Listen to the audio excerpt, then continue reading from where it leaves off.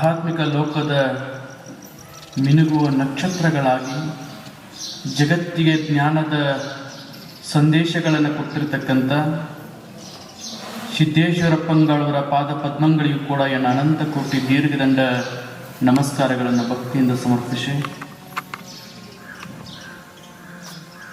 ಬಾಲಗಾಂವದ ಗುರುದೇವಾಶ್ರಮದ ಪರಮ ಪೂಜ್ಯರು ಈ ಭಾಗದ ಎಲ್ಲ ಜನತೆಗೂ ಕೂಡ ಅವರದೇ ಆಗಿರತಕ್ಕಂಥ ವಿಶೇಷ ಜ್ಞಾನದ ಮುಖೇನವಾಗಿ, ಯೋಗನ ಮುಖೇನವಾಗಿ ಕರ್ನಾಟಕ ಹಾಗೂ ಮಹಾರಾಷ್ಟ್ರದ ಗಡಿ ಭಾಗದೊಳಗೆ ವಿಶೇಷವಾಗಿರತಕ್ಕಂಥ ಆಧ್ಯಾತ್ಮಿಕ ಕ್ರಾಂತಿಯನ್ನು ಆರಂಭಿಸಿರತಕ್ಕಂಥ ನನ್ನ ಆತ್ಮೀಯ ಪರಮ ಪೂಜ್ಯರಾಗಿರತಕ್ಕಂಥ ಅಮೃತಾನಂದ ಪರಮ ಪೂಜ್ಯರ ಪರಮ ಪಾವನ ಸನ್ನಿಧಾನಕ್ಕೆ ಭಕ್ತಿಯಿಂದ ಶರಣೆಂದು, ವೇದಿಕೆ ಮೇಲೆ ಅಶ್ವನರಾಗಿರ್ತಕ್ಕಂಥವರು, ನನ್ನ ಆತ್ಮೀಯರಾಗಿರ್ತಕ್ಕಂಥವರು, ಸರ್ಕಾರಿ ಹುದ್ದೆಗಳಿಗಿಂತ ಅವರನ್ನ ಅಮ್ಮನ ಮಡಿಲು ಸಂಸ್ಥೆ ಮುಖೇನವಾಗಿ ನಾನು ಗುರುತಿಸೋಕೆ ಇಷ್ಟಪಡ್ತೇನೆ. ಯಾಕಂದ್ರೆ ಭಾಳ ಆ ಅಮ್ಮನ ಮಡಿಲು ಸಂಸ್ಥೆ ಹೆಸರೊಳಗೆ ಒಂದು ಭಾಳ ವಿಶೇಷ ಅಡುಗೆ ಐತಿ. ಅಮ್ಮ ಹಾಗೂ ಮಡಿಲೊಳಗೆ ಮಗು ಐತಿ. ಅಮ್ಮನ ಮಡಿಲು ಅನ್ನೋಂಥ ಒಂದು ಸಂದೇಶ ಅವರು ಒಂದು ಸಂಸ್ಥೆಯನ್ನು ಕಟ್ಟಿದ್ದಾರೆ. ಬಹಳ ದಿವಸಗಳಿಂದ ನಮಗೆ ಪರಿಚಯಿಸ್ತರು. ಅಮ್ಮನ ಮಡಿಲು ಅನ್ನುವಂಥ ವಿಷಯದೊಳಗೆ ಹೆಂಗೈತೆ ಅಂದ್ರೆ ಅಮ್ಮನ ಪ್ರೀತಿಯು ಅವರೊಳಗೈತಿ, ಮಗುವಿನ ಮನಸ್ಸು ಅವರೊಳಗೈತಿ. ಅಂತ ಒಂದು ವಿಶೇಷವಾಗಿರತಕ್ಕಂಥವರು ಸಂಗಮೇಶ್ ಕಬಲೇಶ್ವರ ಶರಣಗಳಿಗೂ ಕೂಡ ಶರಣಾರ್ಥಿಗಳನ್ನು ಸಮರ್ಪಿಸಿ, ಎಕ್ಸಲೆಂಟ್ ಸಂಸ್ಥೆಯ ಸಂಸ್ಥಾಪಕರು ಪರಮ ಪೂಜ್ಯ ಸಿದ್ದೇಶ್ವರಪ್ಪಂಗಳವರ ಶಿಷ್ಯರು ಆಗಿರತಕ್ಕಂಥ ಕವಲ್ಗಿ ಸರ್ ಅವರಿಗೂ ಕೂಡ ಭಕ್ತಿಯ ಶರಣಾರ್ಥಿಗಳನ್ನು ಸಮರ್ಪಿಸಿ, ಆಧ್ಯಾತ್ಮಿಕ ಸತ್ಸಂಗದ ಗುರುದೇವ ಆಶ್ರಮದ ಎಲ್ಲ ಭಕ್ತರ ವರ್ಗಕ್ಕೂ ಕೂಡ ಹಾಗೂ ಎಲ್ಲ ಶರಣು ತಾಯಿ ತಂದೆಯರಿಗೆ ಎನ್ನ ಅನಂತ ಕೋಟಿ ಶರಣಾರ್ಥಿಗಳು.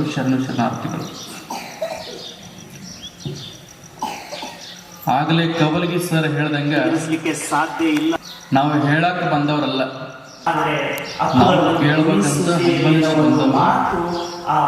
ಇವತ್ತು ಸಿದ್ದೇಶ್ವರಪ್ಪಗಳು ಪ್ರವಚನ, ಸಿದ್ದೇಶ್ವರಪ್ಪಗಳ ಜ್ಞಾನ ಅಂತಂದ್ರೆ ಇಡೀ ಜಗತ್ತಿಗೆ ಗೊತ್ತಿರುವಂಥ ವಿಷಯ, ವಿಶೇಷವಾಗಿರತಕ್ಕಂಥ ಜ್ಞಾನ. ಅವರ ಜ್ಞಾನದ ಮುಖೇನವಾಗಿ ಜಗತ್ತನ್ನು ಬದಲಾವಣೆ ಮಾಡುವ ಶಕ್ತಿ ಅವರ ಅಮೃತ ವಾಣಿಗಳಿಂದ ಐತಿ ಅಂತ ನಾವೆಲ್ಲರೂ ಕೇಳೇವಿ, ಗೊತ್ತು ಐತಿ ನಮಗೆ. ಅದನ್ನ ಇನ್ನೊಂದು ನಾವು ತಿಳ್ಕೋಬೇಕಾಗಿದ್ದು, ಸಿದ್ದೇಶ್ವರಪ್ಪಗಳ ವಾಣಿಯನ್ನ ಕೇಳಿರ್ತಕ್ಕಂಥವರು, ಸಿದ್ದೇಶ್ವರಪ್ಪಗಳ ದಾರಿ ಒಳಗೆ ಒಂದಿಷ್ಟು ನಮಗೆ ಧೂಳು ನಮ್ಮ ಮೈಗೆ ಬಡದಿತ್ತಂದ್ರೆ ನಾವು ಕೂಡ ಜ್ಞಾನವಂತರ ಆಗ್ತೀವಿ ಅನ್ನುವಂಥ ಉದಾಹರಣೆ ಇವತ್ತು ಕುಳಿತಿರ್ತಕ್ಕಂಥ ನನ್ನ ಎಡಬಲ ಕೂತಿರ್ತಕ್ಕಂಥವ್ರಿಂದ ನನ್ನ ಕಂಡ. ಸಿದ್ದೇಶ್ವರಪ್ಪಗಳು ಸಾರಿ ಹೋಗಿರತಕ್ಕಂಥ ಸಂದೇಶಗಳು, ಅವ್ರು ನುಡಿದಿರತಕ್ಕಂಥ ನುಡಿಗಳು, ಅವ್ರ ನಡೆ ನುಡಿ ಹೆಂಗಿತ್ತು ಅನ್ನುವಂಥದ್ದನ್ನು ಈ ಎಡಬಲ ಕೂತಿರ್ತಕ್ಕಂಥವ್ರಿಂದ ನಾವು ಕಾಣಬೇಕಾಗ್ತದೆ. ಕೇವಲ ಅವರ ಶಿಷ್ಯತ್ವ ಪಡ್ಕೊಂಡು ಅವ್ರ ಶಿಷ್ಯರಾಗಿ ಅವರ ವಾಣಿಗಳನ್ನು ಕೇಳಿ ಪವಿತ್ರಗೊಳಿಸಿ, ಇವತ್ತ ಸಿದ್ದೇಶ್ವರಪ್ಪಗಳಿಗೆ ಬಹಳಷ್ಟು ಜನ ಹೇಳ್ತಿದ್ರು ವಿದ್ಯಾಸಂಸ್ಥೆ ತೆಗಿಬೇಕಾಗಿದ್ರಿ, ಅಪ್ಪಗಳು ವಿದ್ಯಾಸಂಸ್ಥೆ ತೆಗಿಬೇಕಾಗಿದ್ರಿ ಅಂತ ಹೇಳ್ತಾರೆ. ಆದ್ರೆ ನನಗೆ ಬಹಳ ಹೆಮ್ಮೆ ಅನ್ನಿಸ್ತು ಇವತ್ತಿನ ದಿನ, ಸಿದ್ದೇಶ್ವರಪ್ಪಗಳು ಒಂದು ವಿದ್ಯಾಸಂಸ್ಥೆ ತೆಗ್ದಿದ್ರಂದ್ರೆ ಒಂದು 10,000 ಮಕ್ಕಳಿಗೆ ವಿದ್ಯಾದಾನ ಮಾಡ್ತಿದ್ರು. ಆದ್ರೆ ಸಿದ್ದೇಶ್ವರಪ್ಪಗಳು ಅತ್ಯಂತ ಮುಂದುವರೆದ ಒಂದು ಮಾತು ಮಾಡಿದ್ದಾರೆ. ಇವತ್ತ ಅವ್ರ ಶಿಷ್ಯರ ಮುಖಾಂತರವಾಗಿ ಇವತ್ತು ಎಕ್ಸಲೆನ್ಸ್ ಸಂಸ್ಥೆಯ ಮುಖ್ಯಸ್ಥರಾಗಿರ್ಬೋದು, ನಮ್ಮ ಸಂಗಮೇಶ್ ಪಬ್ಲಿಶ್ವರರಾಗಿರ್ಬೋದು, ಇವತ್ತು ಕೋಟ್ಯಾನುಗಟ್ಟಲೆ ಮಕ್ಕಳಿಗೆ, ಲಕ್ಷಾನುಗಟ್ಟಲೆ ಮಕ್ಕಳಿಗೆ ಸಿದ್ದೇಶ್ವರಪ್ಪಗಳ ಪ್ರೇರಣೆ ಆಗಿರತಕ್ಕಂಥ ಶಿಷ್ಯರಿಂದ ಅವರು ವಿದ್ಯಾಸಂಸ್ಥೆಗಳನ್ನು ತೆಗೆಸಿದ್ದಾರೆ ಅನ್ನುವಂಥ ಇಚ್ಛೆ ನಮ್ಮೆಲ್ಲರ ಭಾವದೊಳಗೆ ಗಟ್ಟಿಯಾಗಿ. ಇವತ್ತು ಆಧ್ಯಾತ್ಮಿಕ ಅನ್ನುವಂಥದ್ದು ಜಗತ್ತಿನ ಮಟ್ಟದೊಳಗೆ ಗೌರವಿಸ್ತಾರ, ಪ್ರೀತಿಸ್ತಾರ, ಆರಾಧಿಸ್ತಾರ. ಇವತ್ತು ನನ್ನ ಭವ್ಯ ಭಾರತ ದೇಶವನ್ನು ಜಗತ್ತಿನ ಮಟ್ಟದೊಳಗೆ ಗೌರವಿಸಬೇಕಾಗಿತ್ತಂದ್ರೆ ಸ್ವಾಮಿ ವಿವೇಕಾನಂದ ಅವರು ವಿದೇಶಕ್ಕೆ ಹೋಗಿರ್ತಾರೆ. ನಮಗೆಲ್ಲ ಗೊತ್ತಿದ್ದ ಬಾಲ್ಯದಿಂದ ಇದು ಕಥೆಯನ್ನು ಕೇಳ್ಕೊಂಡು ಬಂದಿದ್ದೀವಿ ನಾವು.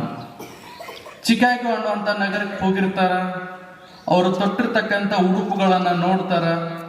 ಯಾವುದೋ ಒಂದು ಸನ್ಯಾಸಿ ಆಗಿರ್ತಕ್ಕಂಥವ್ರು, ಯತಿ ಆಗಿರ್ತಕ್ಕಂಥವ್ರು ಇಂಥ ಒಂದು ಅಗ್ರಗಣ್ಯವಾಗಿರತಕ್ಕಂಥ ಜಗತ್ತಿನ ದೊಡ್ಡ ಸಭೆ ಒಳಗೆ ಇವರು ಪಾಲ್ಗೊಂಡಿದ್ದಾರಲ್ಲ ಅಂತ ಹೇಳಿ ಒಂದು ಭಾವ ಅವ್ರೊಳಗೆ ಬಹಳ ಕೀಳವಾಗಿ ಕಾಣಕತ್ತಿದ್ರು. ಯಾಕಂದ್ರೆ ಜಗತ್ತಿನಿಂದ ಬಹಳ ಪಂಡಿತರು ಬಂದಿದ್ರು, ಜ್ಞಾನವಂತರು ಬಂದಿದ್ರು. ಅವರೆಲ್ಲರೂ ಹೆಂಗಿದ್ರು ಅಂದ್ರೆ ಸೂಟು ಬೂಟು ಕೋಟುಗಳನ್ನು ತೊಟ್ಟು ಬಹಳ ಶುಭ್ರವಾಗಿರ್ತಕ್ಕಂಥ ಬಟ್ಟೆ ತೊಟ್ಕೊಂಡು ಬಂದಿದ್ರು. ಆದ್ರೆ ಸ್ವಾಮಿ ವಿವೇಕಾನಂದವ್ರು ಹಂಗಲ್ಲ. ತಲೆ ಮ್ಯಾಲ ಒಂದು ಕೇಸರಿ ಪಟಕ ಇತ್ತು, ಮೈ ಮ್ಯಾಗ ಕೇಸರಿ ಕಾವಿ ಬಟ್ಟೆ ಇತ್ತು. ಅಷ್ಟ ಸರಳ ವ್ಯಕ್ತಿತ್ವ ಹೊಂದಿರತಕ್ಕಂಥ ಸ್ವಾಮಿ ವಿವೇಕಾನಂದರವರು ಬಟ್ಟಿಯನ್ನ ನೋಡಿದಾಗ ಕೀಳಾಗಿ ಕಂಡ್ರು. ಆದರೆ ಸ್ವಾಮಿ ವಿವೇಕಾನಂದರು ಇರ್ತಕ್ಕಂಥ ಜ್ಞಾನವನ್ನು ಹೊರಚುಮ್ಮಿದಾಗ, ಅವರ ಆರಂಭಿಕ ಭಾಷಣವನ್ನು ಆರಂಭಿಸಿದಾಗ ಅವರ ಬಾಯಿಗಳಿಂದ ಬಂದಿರತಕ್ಕಂಥ ಎರಡು ನುಡಿಗಳಿಂದ ಇಡೀ ಜಗತ್ತಿನ ಮುಖ್ಯಸ್ಥರೆಲ್ಲರೂ ಕೂಡ ಅವರಿಗೆ ತಲೆ ಬಾಗಿದ್ರು. ಅದಕ್ಕೆ ಕಾರಣ ನನ್ನ ಭಾರತ ದೇಶದೊಳಗಿರತಕ್ಕಂಥ ಜ್ಞಾನ ಅಂತ ಅದು ಪ್ರೇರಣೆವಾಗಿ ಸಿದ್ದೇಶ್ವರಪ್ಪಗಳು ಕೂಡ. ಅದೇ ಸ್ವಾಮಿ ವಿವೇಕಾನಂದರು ಕೇಳ್ತಾರ, ಇಲ್ಲಿ ಬರಬೇಕಾದ್ರೆ ನೀವು ನಿಮ್ಮ ಭಾರತ ದೇಶದ ಬಟ್ಟೆಯನ್ನು ತೊಟ್ಟು ಬಂದಿದ್ದೀರಿ, ಅದ್ರ ಕಾಲೊಳಗೆ ಬೂಟ ಬೇರೆ ದಾಶದ ಹಾಕಿದ್ದೀರಲ್ಲ ಅಂತ ಕೇಳಿದ್ರು. ಅವಾಗ ಸ್ವಾಮಿ ವಿವೇಕಾನಂದ ಅವರು ಹೇಳ್ತಾರ, ನಾನು ನನ್ನ ಭವ್ಯ ಭಾರತ ದೇಶದ ಉಡುಪುಗಳನ್ನ ನನ್ನ ತಲೆ ಮ್ಯಾಗ ತೊಟ್ಟಿದ್ದೀನಿ, ಆದ್ರೆ ವಿದೇಶದ ಸಂಸ್ಕೃತಿಯನ್ನು ನನ್ನ ಕಾಲೊಳಗೆ ಮೆಟ್ಟಿದ್ದೀನಿ ಅಂತೇಳಿ ಸ್ವಾಮಿ ವಿವೇಕಾನಂದರು ನಮಗೆಲ್ಲರಿಗೂ ಕೂಡ ಪ್ರೇರಣೆಯನ್ನು ಕೊಡ್ತಾರ. ಅದರ ಜೊತೆಗೆ ಸಿದ್ದೇಶ್ವರಪ್ಪಗಳು ತಂದ್ರೆ ನಾವು ಯಾರು ಹೆಚ್ಚಿಗೆ ಹೇಳಕ್ಕಾಗಂಗಿಲ್ಲ. ಅವರನ್ನು ವರ್ಣಿಸಬೇಕಾಗಿತ್ತಂದ್ರೆ ಈ ಜಗತ್ತೊಳಗೆ ಯಾವ ಶಬ್ದಗಳು ಕೂಡ ನಮಗೆ ಸಿಗಂಗಿಲ್ಲ. ಅಂತ ಒಂದು ಅದ್ಭುತವಾಗಿರತಕ್ಕಂಥ ಬದುಕನ್ನು ಬಾಳಿ ಹೋಗಿರತಕ್ಕಂಥವ್ರು. ನಾನು ಕಾಕಾಣಿಕೆ ಒಳಗೆ ಗುರುದೇವ ಆಶ್ರಮದೊಳಗೆ ಅವರು ಕೊನೆ ಪ್ರವಚನಕ್ಕೆ ಉದ್ಘಾಟನೆಗೆ ಬಹಳ ಹಂಬಲಿಂದ ನನ್ನ ಕರೆದಿದ್ರು. ಅಲ್ಲೊಂದು ಪವಾಡ ಆಯ್ತು. ಎಂಥ ಪವಾಡ ಆಯ್ತು ಅಂತಂದ್ರೆ ಸುತ್ತಮುತ್ತಲು ಎಲ್ಲಾ ಕಡೆನೂ ಜೋರು ಮಳೆ ಬರ್ತಿತ್ತು. ಹೆಂಗೆ ಮಳೆ ಬರ್ತಿತ್ತು ಅಂದ್ರೆ ಅವತ್ತಿನ ಕಾರ್ಯಕ್ರಮ ಬಹುತೇಕ ನಡಿಲಕ್ಕೆ ಆಗ್ಲಿಕ್ಕಿಲ್ಲ, ಅಷ್ಟು ಮಳೆ ಬರ್ತಿತ್ತು. ನಾವು ಅನ್ಕೊಂಡೇವಿ ಕಾರ್ಯಕ್ರಮಕ್ಕೆ ಬಹಳ ಸಮಯ ಆಗಿತ್ತು. ಹೋಗುವಾಗ ನಮಗನಿಸ್ತು ಇವತ್ತು ಅಪ್ಪಗಳ ಪ್ರವಚನ ನಡಿಲಿಕ್ಕಿಲ್ಲ, ಇವತ್ತು ಅದು ಕ್ಯಾನ್ಸಲ್ ಆಗ್ಬೋದಂತ ನಾನು ಭಾವಿಸಿದ್ದೆ. ಆದ್ರೆ ಅಲ್ಲಿ ಏನು ಹತ್ತತ್ರಕ್ಕೆ ಹೋದಾಗ ಸಿದ್ದೇಶ್ವರಪ್ಪಗಳ ಪ್ರವಚನದ ಕಾರ್ಯಕ್ರಮದ ಸುತ್ತಮುತ್ತಲು ಬಿಟ್ಟು ಎಲ್ಲಾ ಕಡೆನೂ ಮಳೆ ಆಗಿತ್ತಂದ್ರ ಸಿದ್ದೇಶ್ವರಪ್ಪಗಳು ಹೆಂಗಂದ್ರ ಪ್ರಕೃತಿಯ ಪ್ರಿಯರಾಗಿದ್ರು. ಆದ್ರ ಪ್ರಕೃತಿನೂ ಕೂಡ ಸಿದ್ದೇಶ್ವರಪ್ಪಗಳಿಗೆ ಪ್ರಿಯವಾಗಿತ್ತಂದ್ರ ಬಹಳ ವಿಶೇಷವಾಗಿರತಕ್ಕಂಥವ್ರು ಪರಮ ಪೂಜ್ಯ ಸಿದ್ದೇಶ್ವರಪ್ಪಗಳು. ಇವತ್ತ ನಮ್ಗೆಲ್ಲರಿಗೂ ಕೂಡ ಅರಿವಾಗಬೇಕು. ಎಂಥ ಅರಿವಾಗಬೇಕಂದ್ರೆ ಇಂಥ ಒಂದು ಪವಿತ್ರವಾಗಿರತಕ್ಕಂಥ ದೇಶದೊಳಗೆ ನಾವೆಲ್ಲರೂ ಕೂಡ ಹುಟ್ಟಿದ್ದೀವಿ. ಎಂಥ ದೇಶ, ಎಂಥ ಸಂಸ್ಕಾರ, ಎಂಥ ಸಂಸ್ಕೃತಿ, ಬಹಳ ಆಚರಣಿಕವಾಗಿರತಕ್ಕಂಥ ದೇಶದೊಳಗೆ ನಾವೆಲ್ಲರೂ ಕೂಡ ಹುಟ್ಟಿದ್ದೀವಿ. ಕೇವಲ ವಿದೇಶದ ಸಂಸ್ಕೃತಿಯನ್ನ, ವಿದೇಶದ ಆಚರಣೆಗಳಿಂದ ನಾವು ಇವತ್ತು ಬದಲಾವಣೆ ತರಲಿಕ್ಕೆ ಆಗ್ಲಿಕ್ಕಿಲ್ಲ. ಇವತ್ತು ಜಗತ್ತು ಭಾರತಿಗೆ ತಲೆ ಬಾಗ್ದಂದ್ರ ಅದರ ತಕ್ಕಾಗ ನಾವು ನುಡಿಬೇಕಾಗ್ಯದ. ಇವತ್ತು ಬಹಳ ಜನ ತಾಯಂದಿರು ಬಂದಿದ್ದೀರಿ. ತಾಯಂದಿರು ನೋಡಿದಾಗ ನನಗೆ ಬಹಳ ಖುಷಿ ಅನಿಸ್ತದೆ. ಇವತ್ತಿನ ಕಾಲಘಟ್ಟದೊಳಗೆ ತಾಯಂದಿರು ಹೊರಗೆ ಬರೋದೇ ಕನಿಷ್ಠ, ಆದ್ರೆ ಇಂಥ ಒಂದು ಸತ್ಸಂಗದ ಕಾರ್ಯಕ್ರಮದೊಳಗೆ ತಾಯಂದಿರೆಲ್ಲರೂ ಕೂಡ ಇವತ್ತು ಬಂದಿದ್ದೀರಿ ಅಂತಂದ್ರೆ ತಾಯಂದಿರಿಂದಲೇ ಕೂಡ ಭಾರತಕ್ಕೆ ಬದಲಾವಣೆ ಆಗ್ತದೆ. ಎಂಥ ಬದಲಾವಣೆ ಆಗ್ತದೆ ಅಂತಂದ್ರೆ ಇವತ್ತು ನಮ್ಮೆಲ್ಲ ಅಪ್ಪಗಳು ಬೇರೆ ಬೇರೆ ಕೆಲಸದ ನಿಮಿತ್ತವಾಗಿ ಮನೆ ಬಿಟ್ಟು ಹೊರಗೆ ಜಾಸ್ತಿ ಇರ್ತಾರ. ತಾಯಂದಿರೆಲ್ಲರೂ ಕೂಡ ಮನೆ ಒಳಗೆ ಇರ್ತಿದ್ದೀರಿ. ಏನಾರ ಬದಲಾವಣೆ ತರಬೇಕಾಗಿತ್ತಂದ್ರೆ ಮಕ್ಕಳಿಂದ ಬದಲಾವಣೆ ತರಬೇಕಾಗ್ತದ. ಎಂತ ಮಕ್ಕಳು ಹುಟ್ಟಬೇಕಾಗ್ಯದ ಸಮಾಜಕ್ಕೆ ಅಂತಂದ್ರೆ ಸಮಾಜವನ್ನ ಬದಲಾಯಿಸುವಂತ ಮಕ್ಕಳು ಹುಟ್ಟಬೇಕಾಗ್ಯದ. ಆ ಮಕ್ಕಳನ್ನ ಸಾಕಿ ಸಲುವಂತ ಜವಾಬ್ದಾರಿ ಯಾರ ಕೈಯಾಗೈತೆ ಅಂದ್ರೆ ತಾಯಂದ್ರ ಕೈಯೊಳಗೆ ಅದ. ಇವತ್ತೊಂದು ಸಣ್ಣ ಕಥೆ ಹೇಳ್ತೀನಿ. ಒಬ್ಬ ಕಳ್ಳಿದ್ದ ಅಂತ. ಎಂತ ಕಳ್ಳ ಅಂದ್ರ ಬಾಲ್ಯದಿಂದ ಸಣ್ಣ ಕಳ್ಳ ಮಾಡ್ಕೋತ ಬಹಳ ದೊಡ್ಡ ಕಳ್ಳತನ ಮಾಡಿ ಅವನನ್ನು ಜೈಲಿಗೆ ಹಾಕಿದ್ರು. ಅವನ ಜೈಲಿಗೆ ಹಾಕಿದಾಗ ಎಲ್ಲ ಕೋರ್ಟ್ ತೀರ್ಮಾನ ಕೊಡ್ತದ, ಈ ಕಳ್ಳಿಗೆ ಬ್ಯಾರೆ ಯಾವ ಶಿಕ್ಷೆನೂ ಉಳಿದಿಲ್ರಿ, ಇವನಿಗೆ ಕೊಡೋದಾದ್ರೆ ಗಲ್ಲು ಶಿಕ್ಷೆ ಒಂದಾಗ ಕೊಡ್ಬೇಕಂತ ಹೇಳುತ್ತೆ.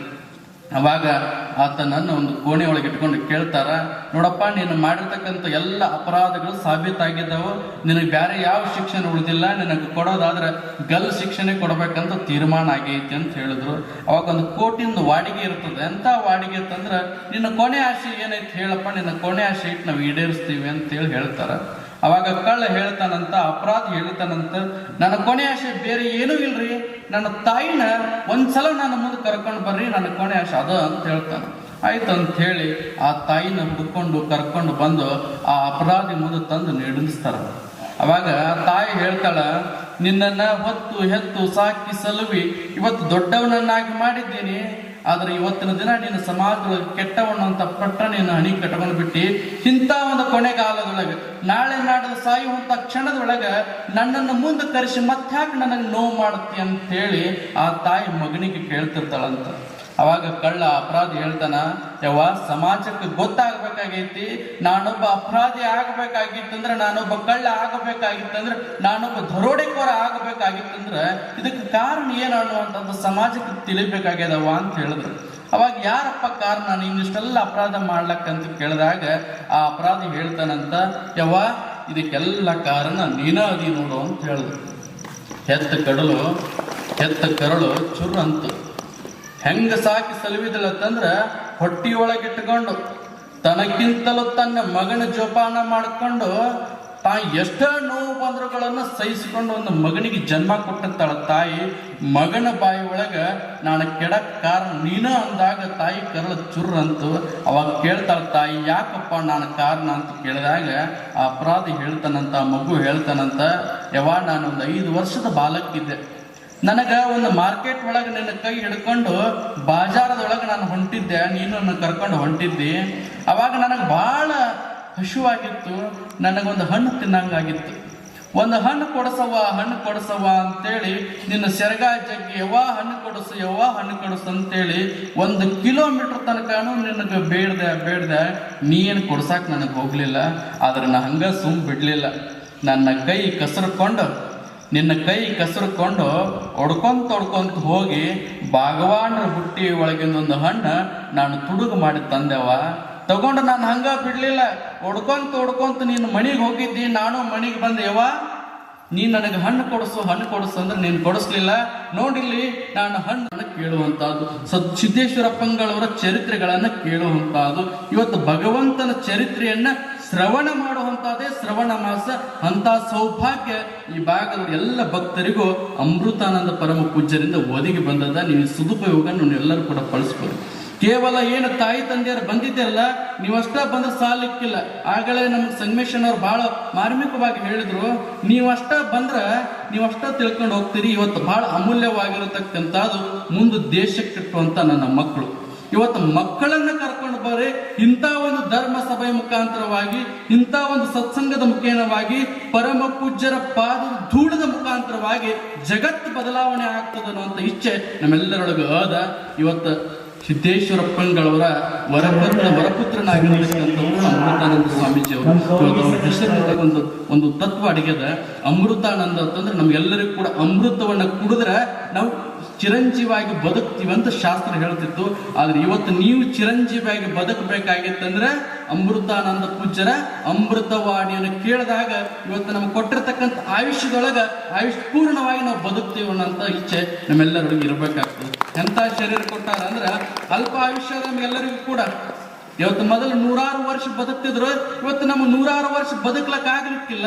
ಇವತ್ತು 60 ವರ್ಷ 70 ವರ್ಷ ನಾವು ಬದುಕ್ಲಿಕ್ಕಿದ್ದೀವಿ. ಇಂಥ ಒಂದು ಅಲ್ಪ ಆಯುಷ್ಯದ ಶರೀರದ ಜೊತೆಗೆ ನಾವೆಲ್ಲರೂ ಕೂಡ ಯೋಗ ಜ್ಞಾನವನ್ನ ಪಡೆದು, ಆಶ್ರಮದ ಹೆಸರು ಹೆಂಗೈತಿ ನೋಡ್ರಿ ನೀವೆಲ್ಲರೂ, ಜ್ಞಾನ ಯೋಗಾಶ್ರಮ.